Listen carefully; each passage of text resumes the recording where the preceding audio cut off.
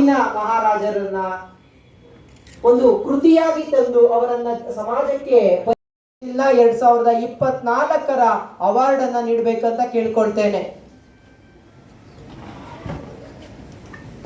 ಟೀಕೆಗಳನ್ನ ಎದುರು ಹಾಕೊಂಡು ನಾವು ಹೋಗ್ತಾ ಇದ್ದೇವೆ. ಆದ್ರೆ ಹೆಚ್ಚು ಜೋರು ಧ್ವನಿಯಲ್ಲಿನೇ ಸಮಸ್ಯೆಗಳಾಗಿದ್ದಾಗ ಧ್ವನಿ ನಮ್ದು ಕಡಿಮೆ ಆಗ್ಬಾರ್ದು. ಆದ್ರೆ ರಕ್ಷಿತ್ ಶೆಟ್ಟಿ ಅವರ ಧ್ವನಿ ಕೂಡ ಹಾಗೆ ಕಡಿಮೆ ಆಗದಲೇ ಸಮಸ್ಯೆಗಳ ಪರ ನಿಂತು ವಿಶೇಷವಾಗಿ ಸೇವೆಯನ್ನ ಓಡಾಟ ಮಾಡಿ ಅವರ ಮಾತುಗಳಿಂದ ಸಮಾಜದಲ್ಲಿ ಒಂದೆರಡು ಪರಿವರ್ತನೆಗಳನ್ನ ಆಗ್ಬೇಕು ಅಂತ ಪರಿಶ್ರಮ ಪಡ್ತಾ ಇದ್ದಾರೆ. ಅಂತವರನ್ನ ಗುರುತಿಸಿ ಇವತ್ತು ಪ್ರೆಸ್ ಕ್ಲಬ್ ಕೌನ್ಸಿಲ್ 2024 ಅವಾರ್ಡ್ ಅನ್ನ ನೀಡ್ತಾ ಇದೆ. ಅವರಿಗೆ ವಿಶೇಷವಾಗಿ ಧನ್ಯವಾದಗಳನ್ನ ತಿಳಿಸ್ತೇವೆ. ಹಾಗೆ ನಾರಾಯಣಗೌಡ್ರವರು ಅಡಿಷನಲ್ ಡೈರೆಕ್ಟರ್ BDA, ನಾವೆಲ್ಲರೂ ಕೂಡ ಇದ್ರ ಬಗ್ಗೆ ತಿಳ್ಕೊಂಡಾಗ ಇದನ್ನ ಟೀಕೆ ಮಾಡೋದೇ ಹೆಚ್ಚಾಗತ್ತೆ. ಆದ್ರೆ ಯಾವುದೇ ಸಂಸ್ಥೆಗಳಲ್ಲಿ ವಿಶೇಷ ವ್ಯಕ್ತಿತ್ವಗಳನ್ನ ವಿಶೇಷ ವ್ಯಕ್ತಿಗಳನ್ನ ನಾವು ನೋಡ್ತೇವೆ. ಬಡವರ ಪರವಾಗಿ, ಮಧ್ಯಮದವರ ಪರವಾಗಿ, ಹಿಂದುಳಿದವರ ಪರವಾಗಿ, ಅನೇಕ ಸಮಾಜದಲ್ಲಿ ದೂರ ಉಳಿದಿರುವವರ ಪರವಾಗಿ ಸೇವೆಯನ್ನ ಮಾಡ್ತಾ ಇರುವಂತವರು ಕೂಡ ಇರ್ತಾರೆ. ಹೆಸರಿನಲ್ಲಿ ಅವ್ರ ಗುರುತು ಸಿಗತ್ತೆ. ಅವರು ಕೂಡ ಇವತ್ತು ನಮ್ಮ ಪ್ರೆಸ್ ಕ್ಲಬ್ ಕೌನ್ಸಿಲ್ ನ ವಿಶೇಷ ಅವಾರ್ಡ್ ಅನ್ನ ಪಡೆದುಕೊಳ್ತಿದ್ದಾರೆ.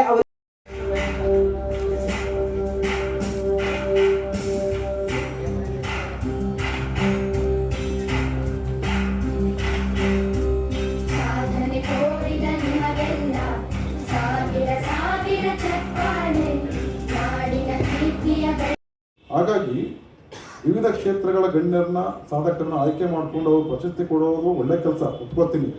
ಆದರೆ ವಿವಿಧ ಕ್ಷೇತ್ರಗಳ ಗಣ್ಯರನ್ನ ತಾವು ಮಾಡೋ ಒಳ್ಳೆ ಕೆಲಸಗಳಿಗೆ ಮತ್ತು ತಮ್ಮ ಹೋರಾಟದ ಮಾರ್ಗಗಳಿಗೆ ಬೆಂಬಲ ಕೊಡಲಿ ಅನ್ನೋ ಉದ್ದೇಶಕ್ಕೋಸ್ಕರ ಅವ್ರು ಮಾಡ್ತಾ ಇದ್ದಾರೆ ಅಂತ ನಾನು ಅಂದ್ಕೊಂಡಿದ್ದೀನಿ. ಹಾಗಾಗಿ ಅವರು ಪೊಲೀಸ್ ಇಲಾಖೆ ಇರ್ಬೋದು, ನ್ಯಾಯಾಂಗ ವ್ಯವಸ್ಥೆ ಇರ್ಬೋದು, ಮತ್ತು ನಮ್ಮ ಮಾಧ್ಯಮ ಕ್ಷೇತ್ರ ಇರ್ಬೋದು, ಆರೋಗ್ಯ ಕ್ಷೇತ್ರ, ವೈದ್ಯರು ಇರ್ಬೋದು, ಎಲ್ಲ ಕ್ಷೇತ್ರದವ್ರನ್ನೂ ಟಚ್ ಮಾಡ್ತಾ ಇದ್ದಾರೆ ಅವರು. ಅದರ ಉದ್ದೇಶ ಏನು ಅಂದರೆ, ಮಾಧ್ಯಮ ಕ್ಷೇತ್ರ ಒಂದೇ ಎಲ್ಲವನ್ನು ಮಾಡೋಕ್ಕೆ ಸಾಧ್ಯ ಇಲ್ಲ. ನಾನು ಮಾಡೋ ಹೋರಾಟಗಳಿಗೆ, ನಾನು ಮಾಡೋ ಕೆಲಸಗಳಿಗೆ, ನಾನು ಸಮಾಜದಲ್ಲಾಗೋ ಅಕ್ರಮಗಳು, ಅವ್ಯವಹಾರಗಳು, ಭ್ರಷ್ಟಾಚಾರ ತಡೆಯೋ ನಿಟ್ಟಿನ ನಾನು ಏನು ಪ್ರಯತ್ನ ಮಾಡ್ತದೆ, ನೀವೆಲ್ಲ ಕೈ ಜೋಡಿಸಿ ಅನ್ನುವುದನ್ನು ಒಂದು ಮನವಿಯನ್ನು ಅವರು ಬಹುಶಃ ಪರೋಕ್ಷವಾಗಿ ಈ ಸನ್ಮಾನ ಕಾರ್ಯಕ್ರಮದ ಮೂಲಕ ಅಥವಾ ನಿಮ್ಮೆಲ್ಲರೂ ಸೇರಿಸಿ ಈ ಥರ ಮಾಡ್ತಾ ಇದ್ದಾರೆ ಅಂತ ನಾನು ಅಂದ್ಕೊಂಡಿದ್ದೀನಿ. ನನಗನ್ಸಿದ್ದು ಬರೀ ಕೇಳುಗನಾಗಬೇಕು ಅಂತ. ಯಾಕಂದರೆ ಅಷ್ಟು ಒಳ್ಳೊಳ್ಳೆ ವಿಷಯಗಳನ್ನ ಮಾತಾಡ್ತಾ ಇದ್ರು. ನಾನು ಬರೀ ಕೇಳುಗನಾಗಿ ರಗಣ ಪ್ರಶಸ್ತಿ ಕೊಡ್ತಿದ್ದಾರೆ ನನಗೆ. ಆ ಒಂದು ಖುಷಿ, ನಾನು ಎಷ್ಟು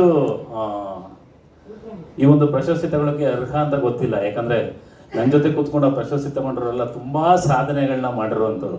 ನಾನು ಇನ್ನೂ ಏನೂ ಮಾಡಿಲ್ಲ. ಈಗಿನ್ನೂ ಒಂದು ಚಿಗುರು ಅಷ್ಟೇ. ನಾವು ಹೆಮ್ಮರಗಳ ಪಕ್ಕದಲ್ಲಿ ಕೂತ್ಕೊಂಡು ಆ ಒಂದು ಚಿಕ್ಕ ಗಿಡ ಪ್ರಶಸ್ತಿನ ಸ್ವೀಕರಿಸಿದೆ ಅಂತ ಅನ್ಕೊಂತೀನಿ. 24-25 ಅವಾರ್ಡ್ ಫಂಕ್ಷನ್ ಇಟ್ಟವ್ರೆ. ಎಲ್ಲ ಹಿರಿಯರ ಮಧ್ಯದಲ್ಲಿ ಈ ಗಿರಿ ಶಿಳ್ಳೆಕಾಯಿ ತಗೊಂಡು ಅವಾರ್ಡ್ ಕೊಟ್ಟವ್ರೆ. ಉಳಿಸ್ಕೇಳಪ್ಪ ಅಂತ ಹೇಳ್ತಾ ಇದ್ದೀನಿ. ಎಲ್ಲರಿಗೂ ಧನ್ಯವಾದಗಳು. ಶಿವನಿ ಶಂಭುಲಿಂಗ ಸಮಾಜದಲ್ಲಿ ವಿಶೇಷವಾಗಿ ಗುರುತಿಸಿಕೊಂಡಿದ್ದಾರೆ. ಅವರಿಗೆ ಅವರ ವಿಶೇಷ ಪ್ರಯತ್ನ, ಅವರ ವಿಶೇಷತೆಯನ್ನ ಗುರುತಿಸಿ ಪ್ರೆಸ್ ಕ್ಲಬ್ ಕೌನ್ಸಿಲ್ 2024 ಅವಾರ್ಡ್ ಅನ್ನ ನೀಡಲಾಗ್ತಾ ಇದೆ. ಅವರಿಗೆ ವಿಶೇಷವಾಗಿ ಅಭಿನಂದನೆಯನ್ನ ಗಣ್ಯರು ತಿಳಿಸಬೇಕಂತ ಕೇಳ್ಕೊಳ್ತೇನೆ.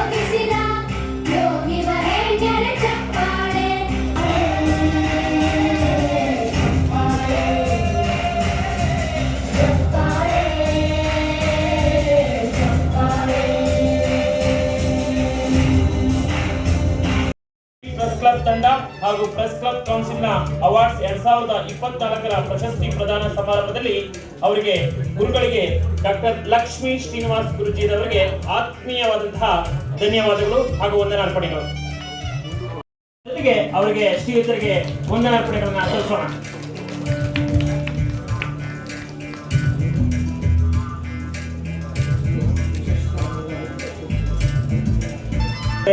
ಅವರ ಭಾಷಣವನ್ನ ಇನ್ನೂ ವಿಸ್ತೃತವಾಗಿ ಕೇಳಬೇಕು ಅಂತ ಅನಿಸಿದೆ. ಅವರ ಬೈರ್ಮಂಗ್ಲ ರಾಮೇಗೌಡ ಸರ್ ಅವರಿಗೆ ಈ ಒಂದು ವೇದಿಕೆಯ ಪರವಾಗಿ ಪ್ರೆಸ್ ಕ್ಲಬ್ನ ಪರವಾಗಿ ತುಂಬು ಹೃದಯದ ಧನ್ಯವಾದಗಳನ್ನ ಅರ್ಪಿಸ್ತಾ ಇದ್ದೀವಿ.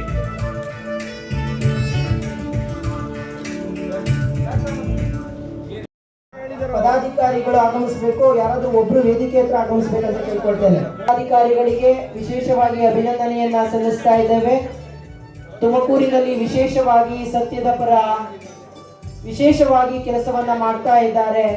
ಎಂತಹ ಅಡ್ಡಿಗಳೇ ಬಂದರೂ ಕೂಡ, ಎಂತಹ ಆತಂಕಗಳೇ ಎದುರಾದ್ರೂ ಕೂಡ ಸತ್ಯದ ಪರ ನಿಂತ್ಕೊಳ್ತಾ ಕೆಲಸ ಮಾಡ್ತಾ ಇದ್ದಾರೆ.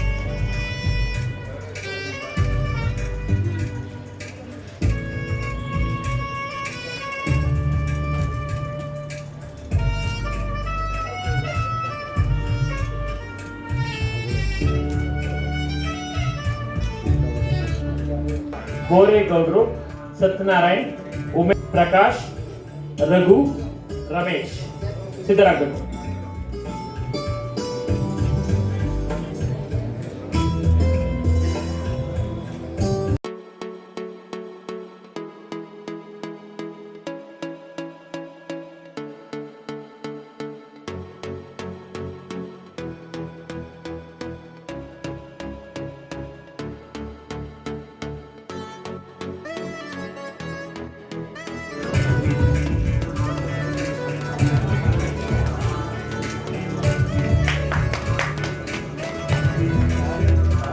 ಸಮರ್ಪಿಸ್ತಾ ಇದ್ದೀನಿ.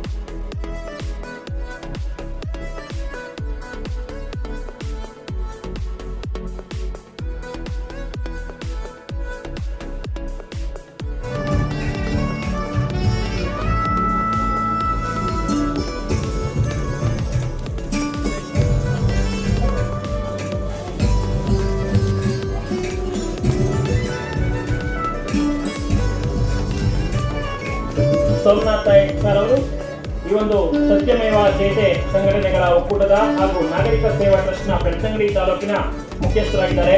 ಶ್ರೀಯುತ ಸೋಮನಾಥ್ ನಾಯಕ್ ಸರ್ ಅವರು